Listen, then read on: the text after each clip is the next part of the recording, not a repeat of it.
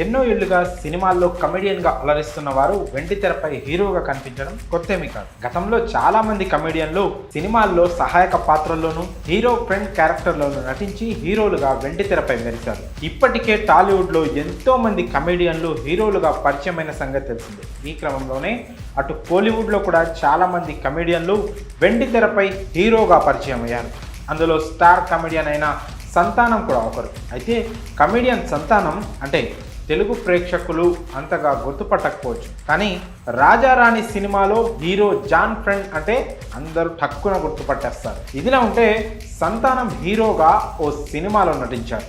కాగా ఈ మూవీ కమర్షియల్గా భారీ విజయాన్ని సాధించింది. అయితే ఈ సినిమా తమిళ్లో విడుదలై 5 ఏళ్ల తర్వాత ఇప్పుడు తెలుగులోకి వచ్చింది. అది కూడా డైరెక్ట్గా ఓటీటీలో రిలీజ్ అయింది. ఇంతకీ ఎక్కడంటే తమిళ్ స్టార్ కమెడియన్ సంతానం A1 అనే సినిమాలో హీరోగా నటించారు. రొమాంటిక్ కామెడీ కథాంశంతో తెరకెక్కిన ఈ మూవీని జాన్సన్ కే దర్శకుడిగా కోలీవుడ్లోకి పరిచయం అయ్యాడు.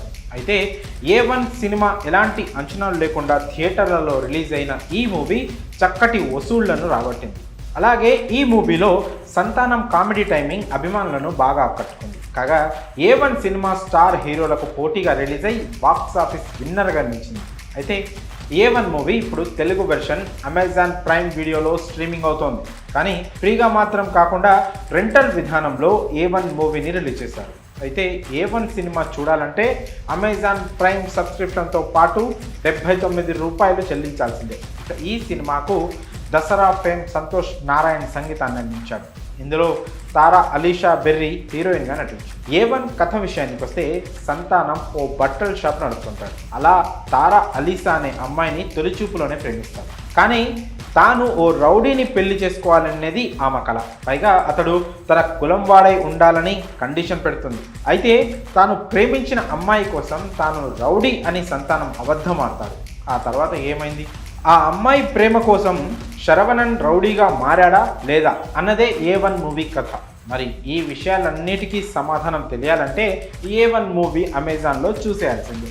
ఇక కోలీవుడ్లో లెజెండరీ కమెడియన్స్ అయిన ఒడివేలు వివేక్ తర్వాత అంతటి గొప్ప పేరును సంతానం సంపాదించుకున్నాడు.